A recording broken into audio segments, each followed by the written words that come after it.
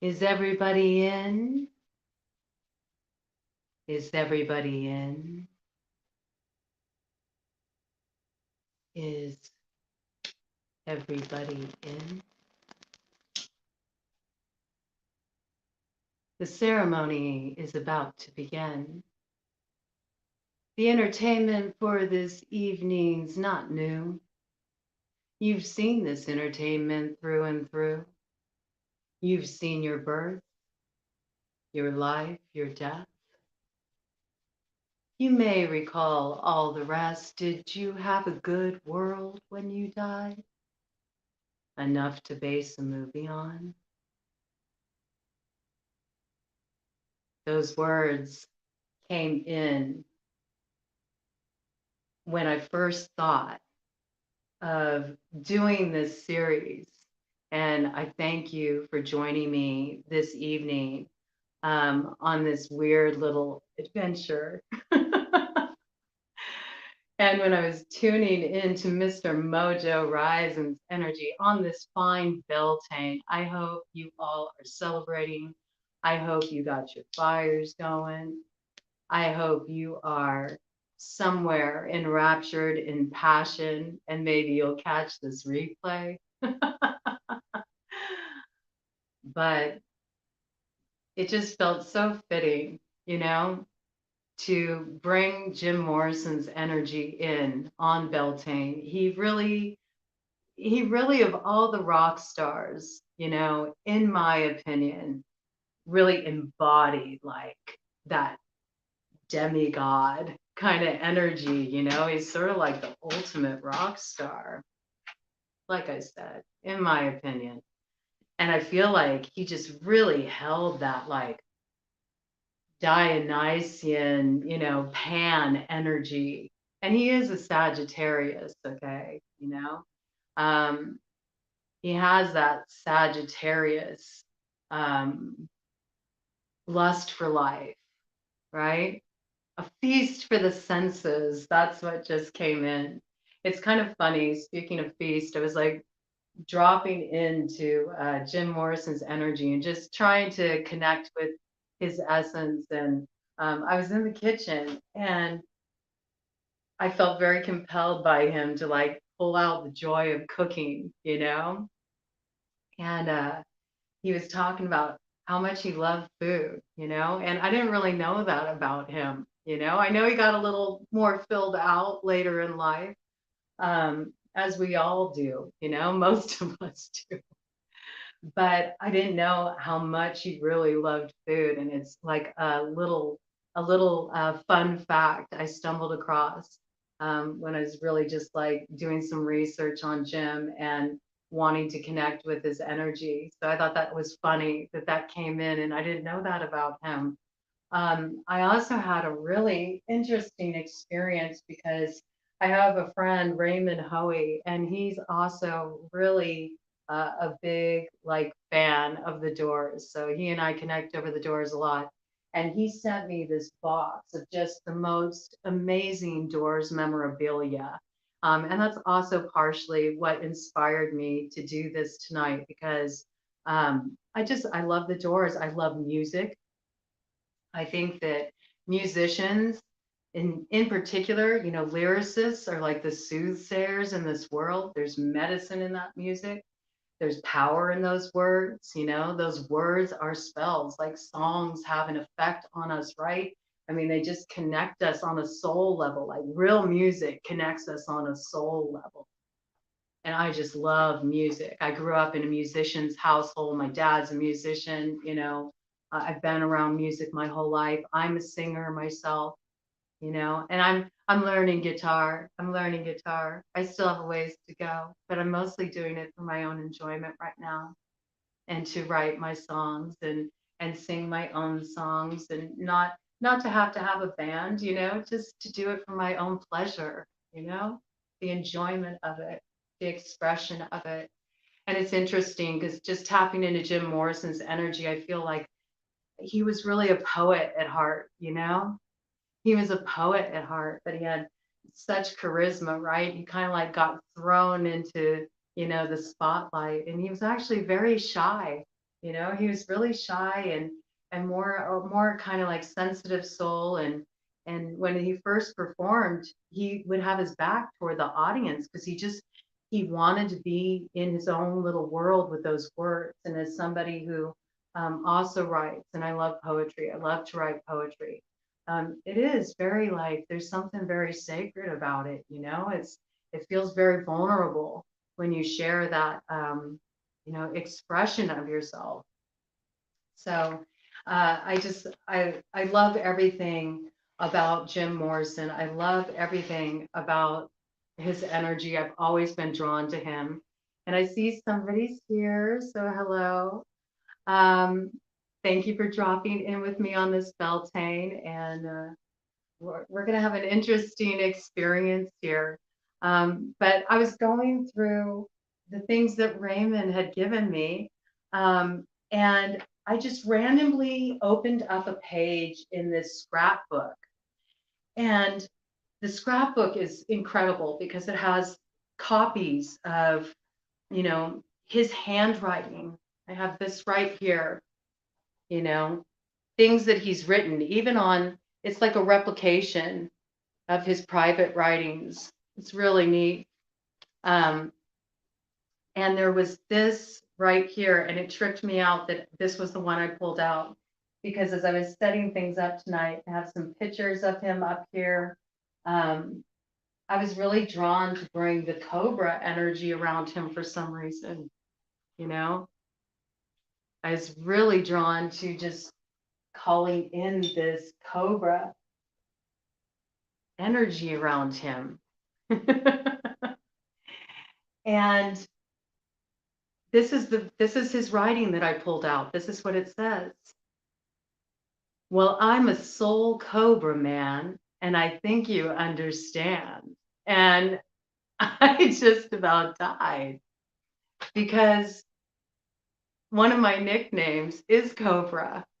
And, I do work through Cobra's medicine bag.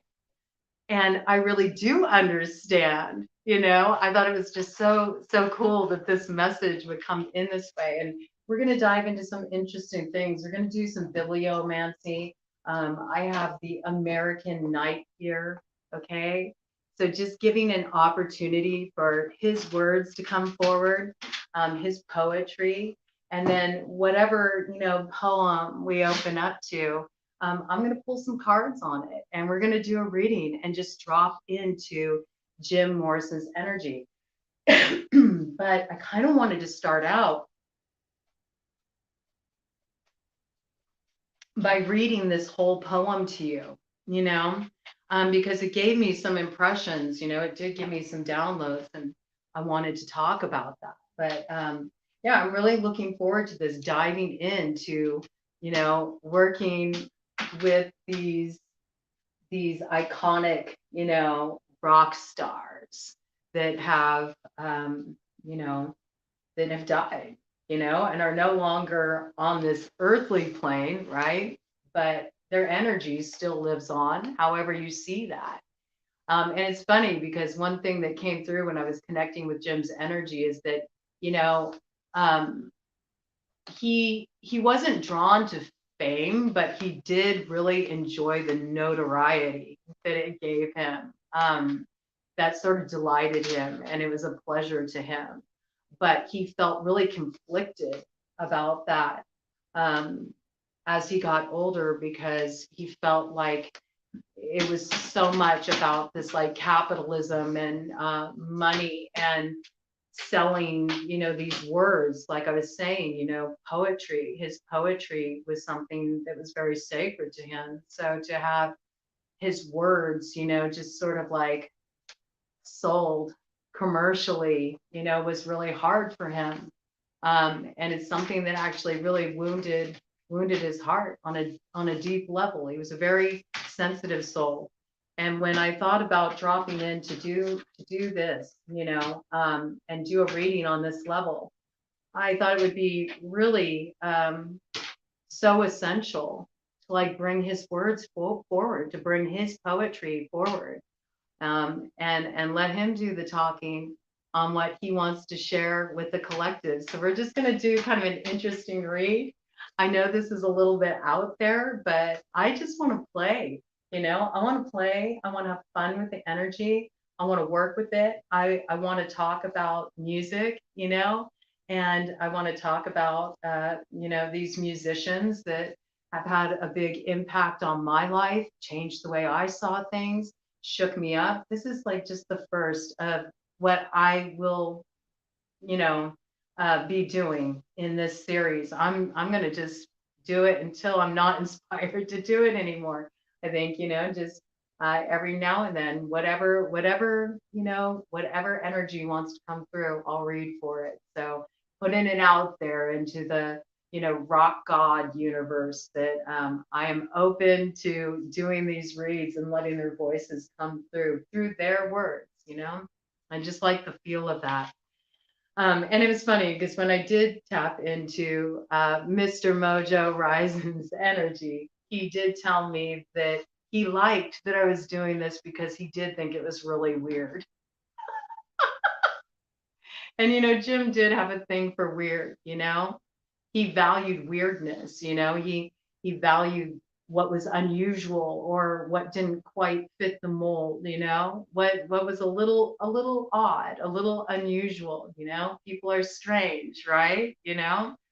Um, but there's so much that can be found in breaking that mold, right? There's so much in like deviating from normalcy and the shoulds and all of these neatly defined borders. There's so much freedom in weirdness. There's so much freedom in being a freak. It's like a liberation when you cast off the shackles of these ideals that have been placed upon us as a society, and you really just get to be in that raw, spontaneous expression of your soul. It's powerful. And this poem was really powerful when I read it, and it brought up a lot for me, and I wanted to share it with you all. And I wanted to just, kind of let a download come in around it and do a bit of channeling, talk to you about it, and then we'll do a little bibliomancy and pull some cards and just have ourselves a time.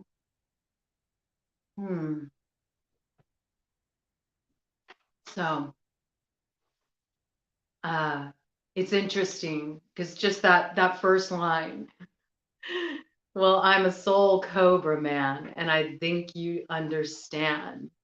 It really spoke so personally to me. I was given the nickname Cobra because of the way I work when I do healing work. And I do understand. I understand exactly. And a lot of people have kind of like a fear around snake medicine, right? Snake medicine is the power of transformation. And maybe that's why people have such a fear about snakes, around snakes, and why it's such a common fear. I used to have a fear around snakes. I've since made peace with that, though. I now don't have that fear. I can hold a boa, and be very calm. And I actually had a really beautiful experience with a very special python named Khaleesi. And first time I ever held a snake. And it was just it ended up being this beautiful experience. This snake wrapped itself around my wrists like a figure eight. And she just dropped her head and she stayed there so still. It's like she sensed that I needed that. She sensed that I needed this moment to just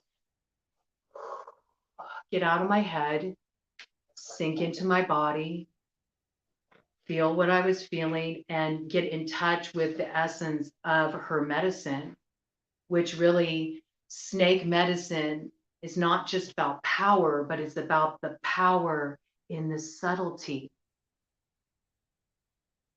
It's the power in the stillness. It's the power in the quiet. It's the power in sensing, in intuiting, in feeling your way through.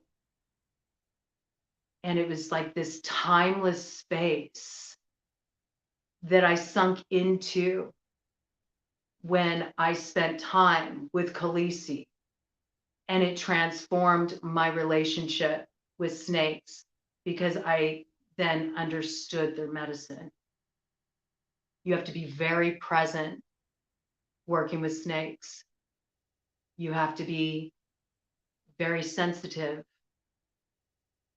very aware, very still, subtle, to respect the medicine because that's what they appreciate. You know, you don't want the snake to bite you. um, yeah, it's just very interesting. You know, it's actually a beautiful medicine. You know, and people are afraid of change, right? They're afraid of transformation. So shedding our skins, releasing things that we've outgrown, releasing old identities, and just like we were talking about, you know, about the weirdness, you know, sloughing off all those shoulds, everything everybody else tells us who we need to be, you know, and for what? Why are we trying to be what other people want us to be? Why is there this like thing in society that everybody is trying to be accepted, you know? What's that about, really? What's that really about? Like getting that validation, you know, it's not authentic, man. It's not authentic because it's not the true essence of you. It's filtered through other people's perceptions of who you are, you know, their own projections that they slap on top of you. And, you know, it's all about wanting to be accepted. What is acceptance at its root? It's about that desire, right? That desire to be loved. But love accepts you just as you are. You don't have to crawl on your hands and knees in the house, you know. I just had Hyacinth House, you know, that song just came into my head. So, you know, I encourage you all. I can't play their music, you know, on this live just because of copyright infringement, but give that song a listen, you know. There's a message there for the collective right now. But yeah, so it was really interesting. I definitely understood what he meant when he was talking about me getting, you know, what it means to be a soul cobra. I do get it, you know, I do understand. And I understand also that transformative medicine of the cobra, which is about uh, imbibing a bit of the poison to transmute the energy.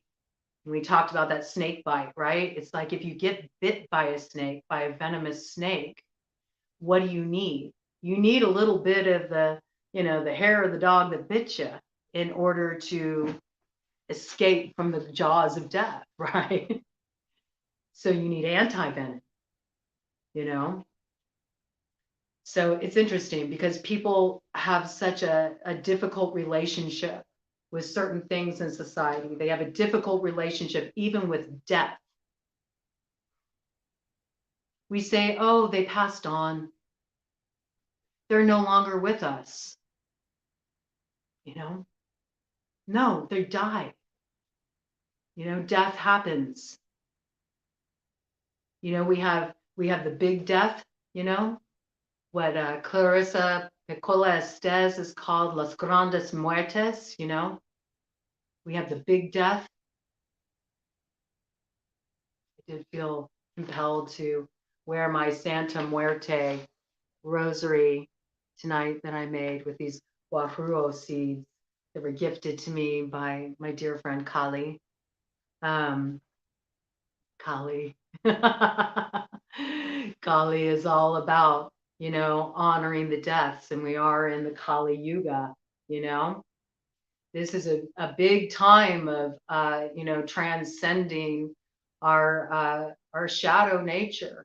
And that transcendence of our shadow nature is really through loving and accepting our shadow, embracing our shadow, not resisting it, but leaning into it, looking at those things that we're afraid to look at. There's a medicine there. And that's part of that snake medicine. Part of it is moving through the fear, greeting fear in a place of stillness, greeting fear in a place of calm, a place of awareness, not resisting.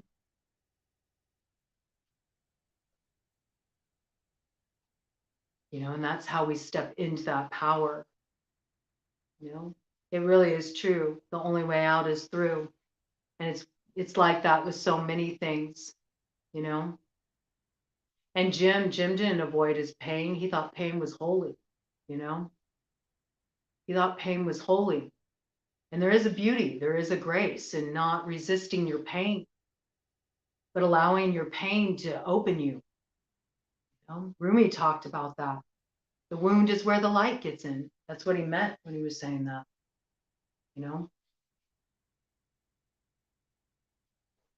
Transformational energy, transformation through facing our fears, and coming to that place of complete detachment that's not about a lack of love, but is actually rooted in love, in that allowing, in that spirit of yes, and this too, not resisting, not clinging any of the transformations, any of the deaths that need to happen in our lives. I believe this is like a key message coming through from his energy for the collective. And the poem goes on and it says, and the storm still blows and it rages in the night. And the night is a woman. The night, she is cold. 2 hours ago, wooden oak-faced baby doll, the gentle watcher, machines of destruction. 2 hours ago, he widened his eyes in hesitant luxury. Music of an hour ago, the careful Bergon. It's interesting. He underlined that word specifically. Jeweled forceps, American pain. Again, underlined. When warriors leave the field, the rice will grow again and gold. And then it's really interesting because he has this little doodle here and it really reminds me of like the Tao, the symbol for the Tao, the way. Really beautiful symbolism. I have a vision of America, 28,000 feet and going fast. I've drunk the drug of forgetfulness. Leave the informed sense in our wake. You be Christ on this package tour. Money beats soul. Last words out. I thought that was so potent. It says so much. It says so much about what's going on right now and just where, our world is at. It was really interesting to me because these pages are numbered. This is 152. And of course, the other side is 151. 151, that's 7 energy, that's spirit, that's spiritual messages, that's spiritual guidance. Ted just shook his head yes. He gave the affirmation. And then 152 is 8. And I started that out, talking about Khaleesi and how she made an infinity symbol, around my wrist, just resting there, that snake medicine, that power. And 8 energy is also about power. It's about stepping into your power, actualizing your power, right? It's about manifestation too. It's about the tangible. It's about what you can see, feel, touch, And there's a lot of this energy coming in. It's interesting. I just did a Libra read, and this was coming through really strong for the Libra collective about, this etheric energy, pulling down the inspiration and the vision from the ethers, but having the alchemical ability to, make the vision manifest in reality, and again, that's working with that snake medicine, right? That transformational energy. So it's just very, very interesting. All of this, the storm does still blow and it rages on into the night, the world is still at a place of unrest. There's still war. There's still conflict, and the thing is there always will be. There always will be, and that's because we're severed. We're disconnected from what really matters. We've lost the way, It's all about progress, right? But is it really progress? We've forgotten, about our mother, the earth, right? I think it's so interesting because he says the night is a woman. The night, she is cold. She's cold because she isn't getting any care. She's not getting any nurturing. If mama ain't happy, ain't no one happy. We tread very heavy on the earth. We really do. We've lost our connection to the earth. We've lost connection with each other. It's a truth. It's a reality, And it's because of that disconnection that there is coldness, The people can be in a room full of others and they feel totally, alone. It's because we've lost that ability to connect. And some of this stuff, like what we do online, right? It's not like connecting with somebody in person. And that's one of the reasons why I wanted to start doing a reads like this, where we can have real discussions and drop in and talk about things that matter. What do you think, Ted? You agree?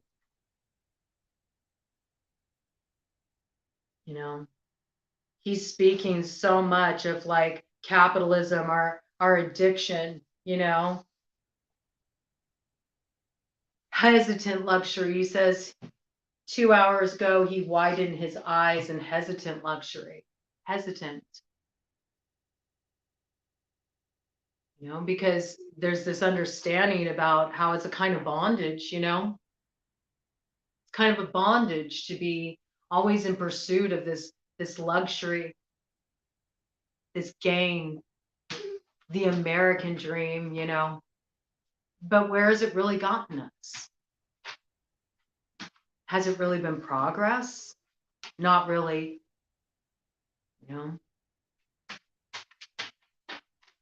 The jeweled forceps, American pain, to be born into this,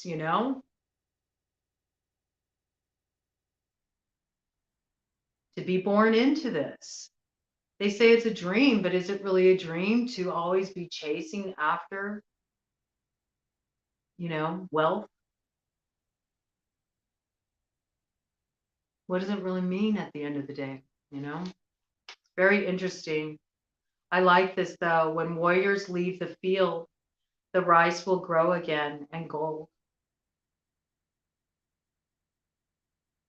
Rice is used in a lot of ritual, particularly in Indian and like Tibetan, Asian cultures, and with this Tao, Tao symbol here. I always have a hard time with this. Yes, there we go. With this Tao symbol here, it really makes me think. It really makes me think of, offerings, It's like an offering of sweetness. So it's like he's saying that the true goal, like that alchemical, Um, End result, right? You take the base metal, you take the lead, you alchemize it into gold, and he's talking about the soul, like soul smithing. So it's like when we can confront the places, the warriors, like, it's very interesting. I've noticed this, like it's become very popular, especially in like spiritual community, this concept of warrior. I'm a warrior, you know. And I know there may be like a sense of pride around that. But at the same time, it's like, why would you want to be a warrior? A warrior is always fighting, always fighting, and fighting for what? Why is there a need to fight? Why is there a need to fight about anything, right? What is the fight for? Fight for freedom? You are free. You are free. You give your power away. You give your power away every day. Every choice you make, The freedom is in being who you really are. That's what Jim said, paraphrased, but it's true. The freedom is in being authentically who you are. So if everybody is free to be authentically who they are, and it's just about taking that risk, that fear, of softening, of letting yourself be seen, of letting yourself come forward,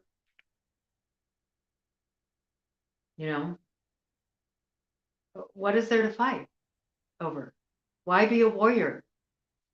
Why go through life fighting, resisting, It's like he's saying, when the warriors leave the field, when those places of resistance, those places inside of you that fight, always fighting, always at war with everything around you, when that softens, when that releases, when that goes away, the sweetness will return. That's when there's the transformation. That's when the refinement happens of those, like base metals into gold. The base stuff of our souls becomes gold. And I also just heard him kind of like come in with, and it's those base instincts too, around gratification. He's saying they're very sacred, and it's true. We've been given a physical body because we are here to enjoy our time when we're here, not fight with existence. And that doesn't mean that, we can't deal with pain in our lives. Of course, we all go through shit, and you always will. Life will never be perfect. There's always going to be challenges in life. There's always going to be hardships in life, right? But, there's still there's so much pleasure on offer.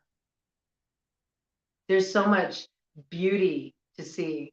There's so much to wonder at, There's so much beautiful music, to listen to. I mean, there's the Doors, man. There's so many sensual pleasures, right? I mean, you have all these senses. You've been given this body to, have yourself a time in this garden of earthly delight. And it's because of that severance from our connection to the earth, We've become numb. We become numb to like these simple pleasures, We become numb to these simple pleasures.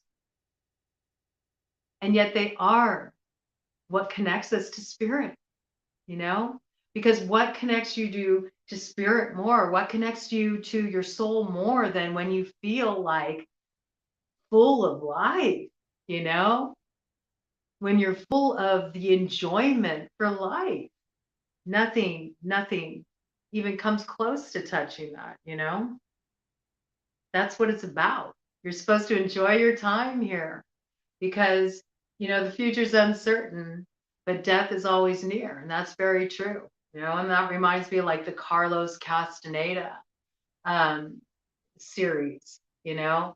And there was a time when he was walking with Don Juan, and Don Juan was telling, you know, Carlos, you have to live every moment as if it were your last, because death's always at your left side, and you never know when death's going to tap you on the shoulder, you know. And it's interesting, this death energy really comes in, and you know, Jim did talk about death a lot. You know, he talked about these themes, the cycles of life, you know, uh, birth, life, death, rebirth energy. You know, he was very, very much in tune. You know, he's very soulful and very much in tune. And we talked about having a hard time looking at those deaths. And it's interesting because on the 29th, Pluto actually went retrograde in the sign of Capricorn. Okay, that's the goat. Okay, goat energy, you know, reminds me also of that Satyr energy, you know. And you know, Saturn is all about discipline, right? And it's about like the strong medicine. It's about facing what we have to, doing what we need to, pulling ourselves up by the bootstraps and getting shit done, you know, in order to address matters. And Pluto is all about big death energy, you know, it's about looking at that shadow aspects, things about ourselves, um, things that we're doing, our habits, you know, blocks we have inside of ourselves, um, unhealthy behaviors, but it can also be outside of ourselves as well, you know, things we're doing that no longer serve us, you know, connections that we're holding on to, relationships that we're in that have shown what they needed to show us, that we've learned our lessons with each other, and it's time to move on. Um, you know, these deaths manifest in many ways, you know, and they can be physical deaths too, you know, facing that mortality, you know, and it's so much, you know, that energy right now about honoring our deaths, but also being able to extract the medicine from the deaths, you know, the way that you can work with that energy to actually refine yourself, that it can be a way to alchemize, you know, your energy. Because if you can greet the pains in your life, the losses in your life, the things that you need to let go of with this grace, where you have just complete allowing acceptance, right? There's absolutely no resistance. There's no struggling to hold on. There's no wanting it to be anything other than it is. It's just about, again, that connection with the earth that we've lost touch with, and understanding that this is a part of nature. There's times when we must release things. We see this every fall when all the leaves on the trees are released, and the leaf doesn't fight it. The leaf gives itself over to it, you know, and the cycle continues. New growth comes. We know this. Nature shows us this. Whatever is released is then filled, and we are a reflection of nature. We are that. But we become so disconnected that we forget that, you know? And that's what's gonna be the death of us, you know, collective, is if we lose our sense of connection.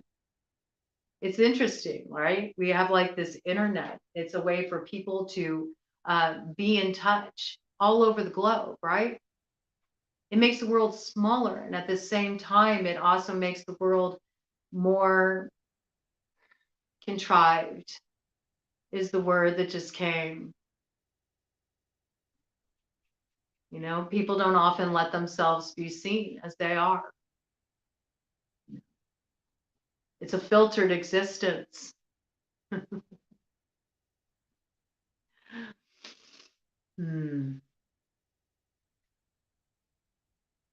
Yeah. I have drunk the drug of forgetfulness. You know, he talks about having the vision of America 28,000 feet and going fast. I think he's just talking about like this is what's going to sink us. You know, I have drunk the drug of forgetfulness. I've forgotten about my connection. I've forgotten who I am. I forgot where I came from. You know, that I'm one with this earth and that I'm a steward of it. And I believe there's a lot in his writing, as you know, this particular poem he wrote, but also a lot in his writing where I really feel like he had a pagan heart. You know, this is so much about going back to the old ways. You know, going back to the old ways. Like he talks so much about this pleasure. You know, sinking into the pleasure, the things that we're always told we're supposed to be denied, but by what? By religion, you know? And it's interesting. I normally have like an angel candle holder on my little setup here. And I also have Virgin de Guadalupe. I'm just drawn to the imagery. Don't ask me why. It gives me a feeling of comfort, even though I'm a witch, you know? But that angel candle holder got straight up knocked over, and I got the memo from him real clear, like he didn't want that energy around. And I understand, because there's a lot of kind of programming, you know, there's a lot of boxes that get put around us in the name of religion, and a lot that claims to be love and light that's actually false. You know, it's false because it feeds this like sense of separation, and that is the original lie. That is the devil. It's the separation. It's not the connection. The connection is what we need, you know? But how many times have wars been fought in the name of religion, right? You know, it's just it's really interesting. I feel so much of that, you know, in his writing about connecting with the old ways and honoring the earth and remembering what really is important. And it's not about these kind of like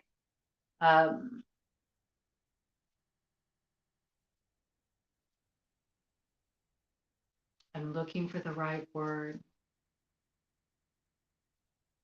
Supplication of the ego is what came in.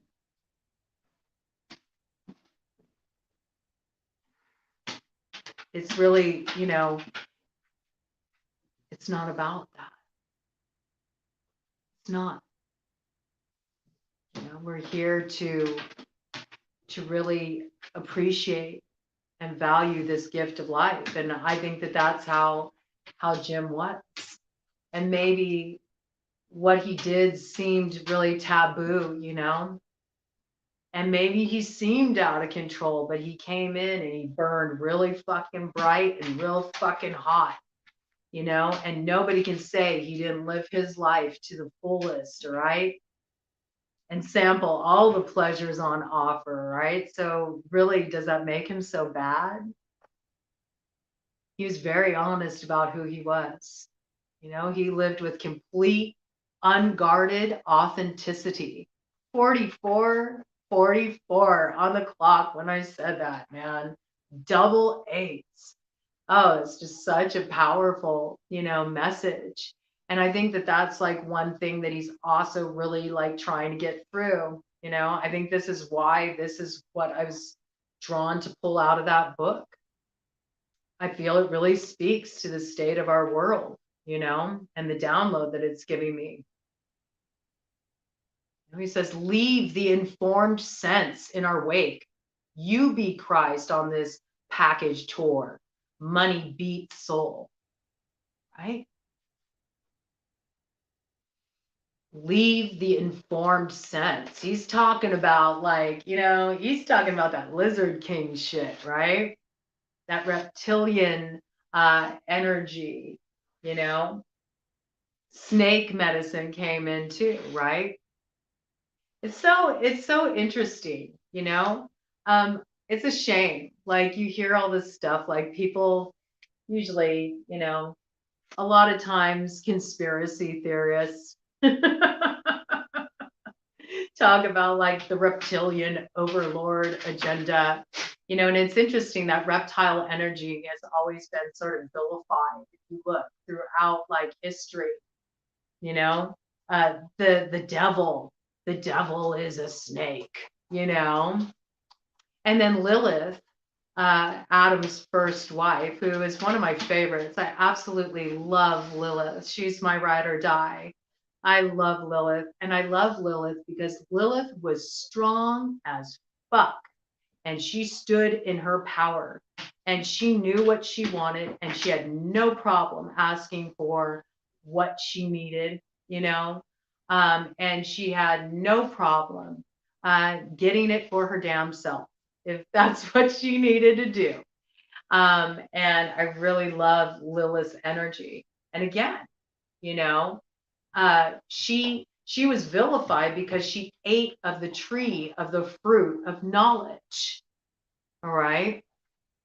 That's what made her bad. She's actually the serpent. If you look into the mythos, if you break it down, I like to research these kind of things. I find it fascinating. I want to know. I want to know the roots. I want to know the roots of these stories. I'm the same way about fairy tales. I follow the threads, and it's amazing what it unlocks. There's so much medicine in the words, right? In the words, in those stories, and in these tales that are spun around campfires that are passed down from generation to generation to generation. There's wisdom contained in those stories. So I love looking into the mythos. I love looking into the roots of things. And Lilith actually ate pomegranate. Okay. And it's interesting, right? Pomegranate. It's a symbol associated with death. It's also associated with Persephone energy, right? Pomegranate. She ate the pomegranate seeds so she could go down to hell to see her boyfriend Hades. She knew what she was doing when she ate those pomegranate seeds. She knew damn well. Okay? And it's the same thing. It's the same thing with Lilith, she wanted that knowledge. She wanted to be empowered with knowledge. She didn't want to just accept her role or be told somebody else's version of the truth. She wanted to embody the truth for herself. And so she gorged herself. She would gorge herself on the pomegranate seeds, this tree by the river, and she was very empowered, and she knew who she was. Just like that energy, Jim talks about being your authentic self. She stood in her power, even though that made her weird. That made her strange. She wasn't like the other people, back at that time. And they exiled her for it. And she had to be a lone wolf. She had to go her own way. But sometimes you have to go your own way to be in your truth. And I really feel like this is the download too, I think these are the messages, that he really wants to get through the collective. He really was ahead of his time, in so many ways. So it's like that line is so powerful. He widened his eyes in hesitant luxury. It's like, do I indulge? Because if I indulge in this luxury, it's so intoxicating that I might lose myself to it. And then I lose the keys to the kingdom. And the kingdom really being like within the self, right?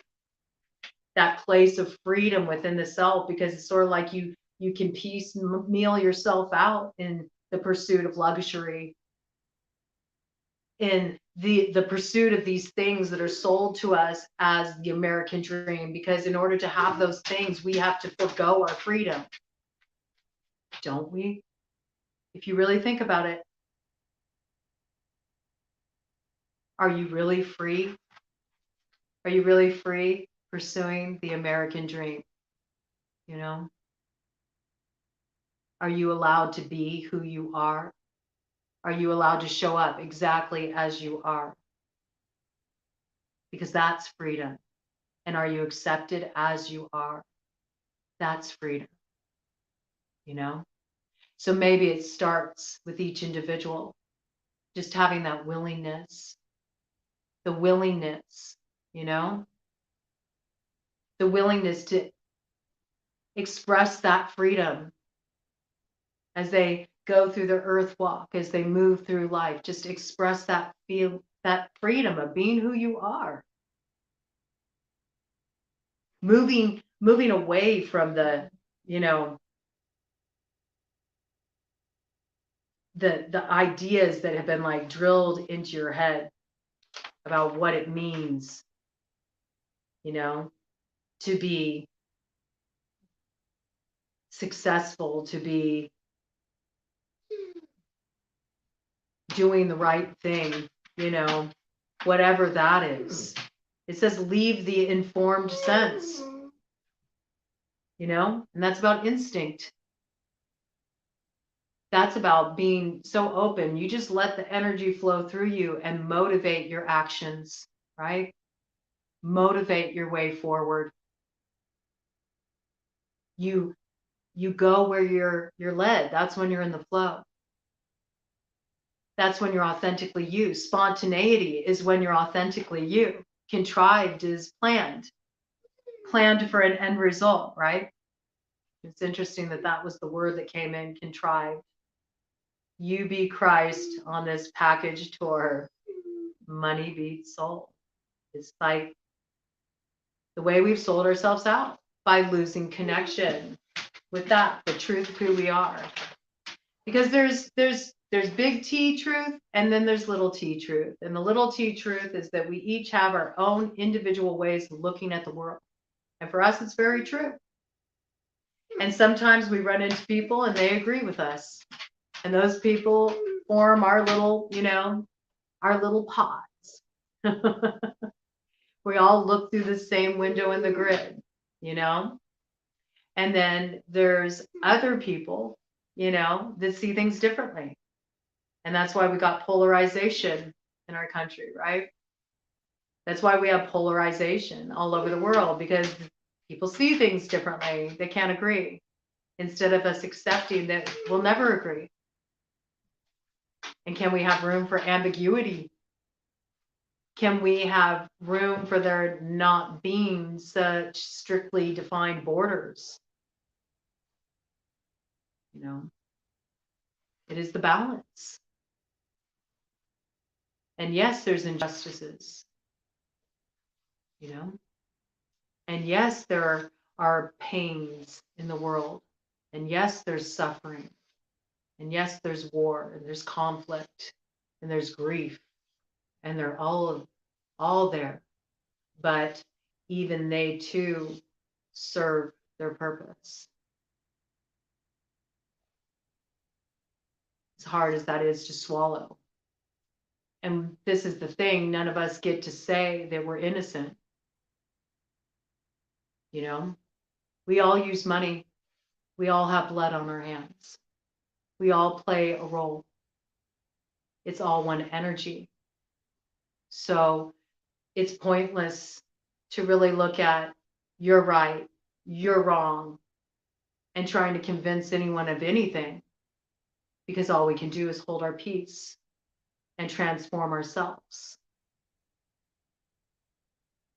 And that's really, you know, that's really what transforms the world.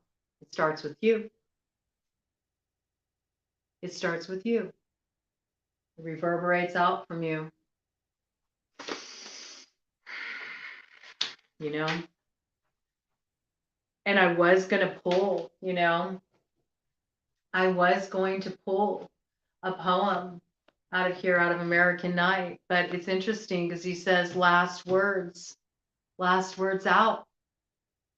Like, I feel like he's like, what else is there to say? You know?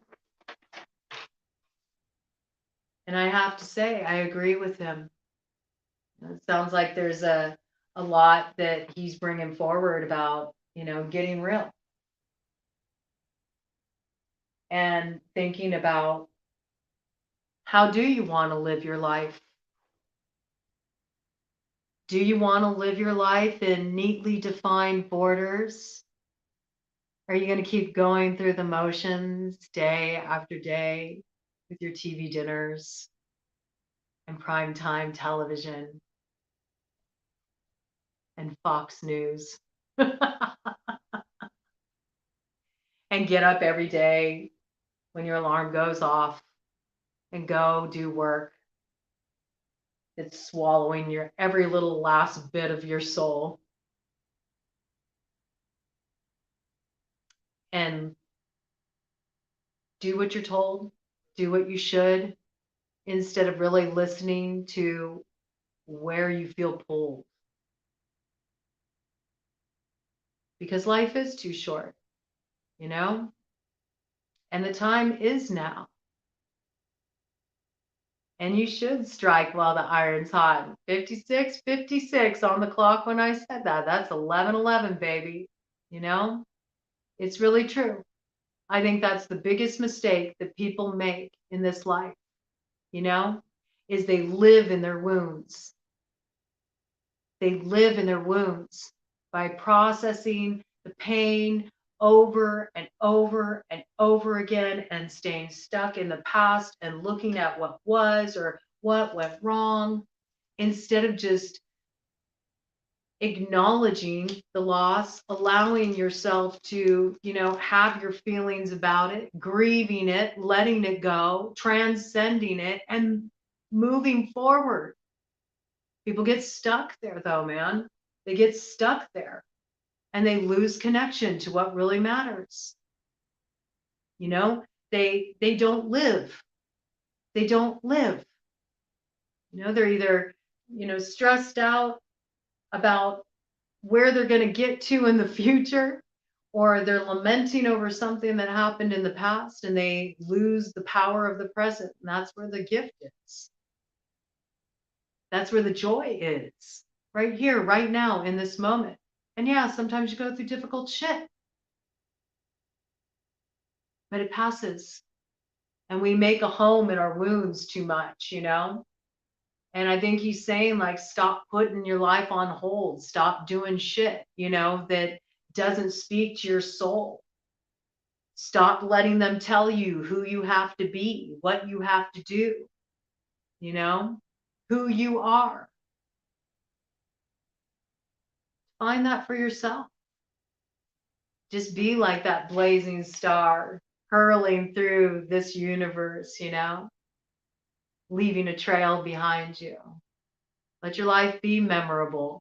Let it be something that people talk about. Who knows? Maybe even around a campfire down the road. Maybe you'll have your own mythos around you, or notoriousness, just like, Jim was saying, he did like the notoriety, right?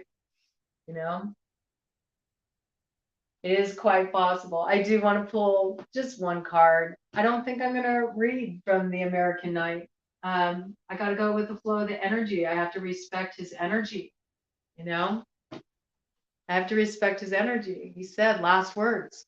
So I'm going to accept that. But I am going to just pull a card or two here. We'll see what comes out as I do a shuffle of these arcane bullshit cards. I love these cards. They work with archetypal imagery, and that's very in alignment with, like, Jim Morrison. It's like the doors of perception. It was inspired by Huxley, and that's what gave, Jim Morrison, the idea for the name of the band, the Doors, you know, the doors of perception. And that's what archetypal imagery does. It unlocks the doors of perception and allows these messages, these symbols to come through, you know, that speak to that primal part of us, that instinctual part of us. So I'm really excited to pull a few of these cards and just see what wants to come forward and just give the collective a read. What is the medicine that we can derive from the spirit of Jim Morrison, the life he lived? And if we could sum it up into one message for the collective, what would that message be? You know, what medicine should we extract from this experience tonight? What Mojo does Mr. Mojo Risin want to pass on to the collective here as a takeaway message? These cards are still so new. I'm still breaking them in. Oh my gosh, I can't believe it. Like the card that came out. Oh, it's like too perfect. Let me see here. We got 3 cards. Oh my gosh. Whoa. I'm like tripping out. I'm like tripping out. Look at this, man. The doors of perception. This is the card of cards, of cards, of cards, of cards. Tell me that is not the doors of perception right there. Oh my gosh. What a confirmation. I love it. I love it. You know, the birthday corpse. I love it. Look, he's got cake, you know, and he wanted food. He wanted food. He wanted food. He wanted me to pull out that Joy of Cooking cookbook. It was funny because I opened it to pies, you know, and you know, he was like, "Go have some dessert," you know, have some dessert in my honor. But it's almost like he's like, "Celebrate my death." I love it. I love how that's coming through. Celebrate my death because look at me. Now I'm really free. I'm not born with those jeweled forceps into this fucking American dream anymore. I am free. I am free, baby. And all my doors are wide open, man. I love how this came in. Cards, cards, cards. Too freaking perfect, man. Hmm. And then it's interesting because, you know, we had the eclipse. We had the eclipse on Friday, you know, in the sign of Taurus. And here we have, again, another symbol of death, right? With this coffin full of tacos and snakes.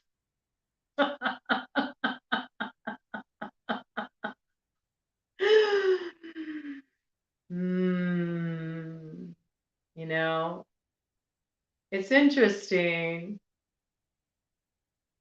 And with that is the rat trout. Okay. And the rat trout is holding a rose, you know? And I think this rat trout is really strange, right? You know, rats are very shrewd, you know, they're very smart, actually. You know, a lot of people have a negative perception of the rat, but if you look at Chinese astrology, rats were the first ones to arrive to see Buddha, you know, and they're actually very much revered in different cultures, you know. A lot of the cultures that I mentioned earlier when I was talking about that Tao symbol and how it made me think of offerings that are given, the rice, the sweetness that's given to gain favor, you know, from the deities in those cultures, and Tibetan culture, Asian cultures, and in some Indian traditions too. Um, and so it's interesting because, you know, here's this rose, and this rose energy to me is like, when I think of rose has a very specific message for me. because I have this tattoo on my arm, okay? It's this arm piece. And for me, this was a medicine piece, all right? And it's hard to see here, all right? But it is Chamundie. And Chamundie is a trauma goddess, you know? And there was a Bronte quote that inspired this tattoo piece, and it was, "He who dares not grasp the thorns should never crave the rose." And so I feel like that's also a message that's coming through, that it's like, people go through these difficult experiences in life. They go through these pains in life. And they do everything they can to avoid pain, right?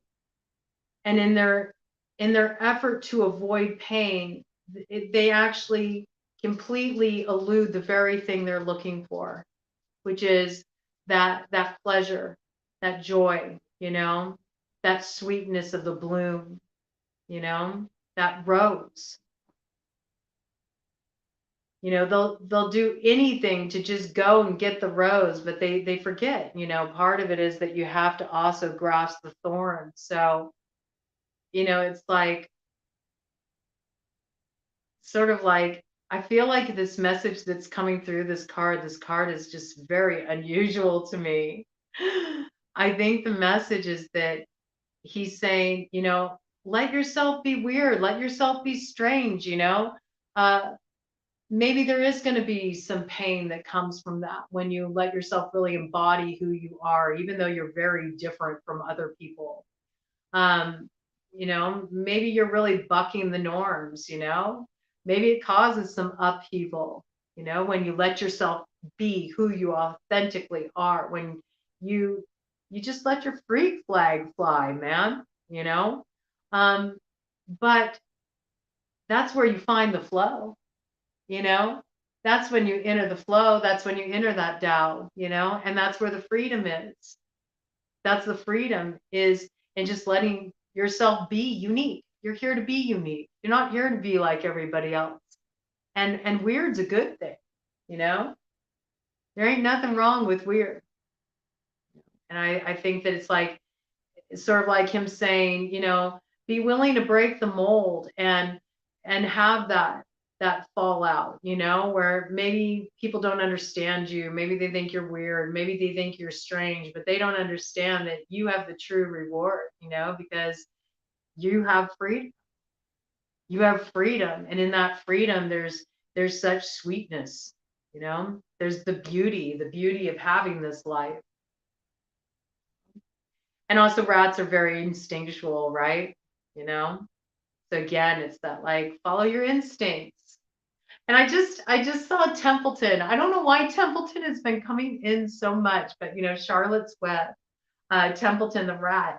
That song he sings when he's at the carnival, where life is a smorgasbord, and I feel like that message is coming in too. Like, sample the pleasures of life, enter the flow, enter the flow, be who you are, be unique, have your own flow, right? And in that there's so much freedom, right? There's so much sweetness, and don't be in such a rush. Don't be in such a rush to, you know, achieve what others have defined as success. Instead, stop, smell the roses, you know, get back in touch. Get back in touch with what matters, which really, at the end of the day, is like, those snakes and tacos.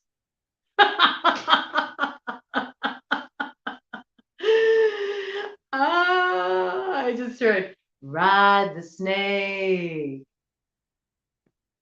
ride the snake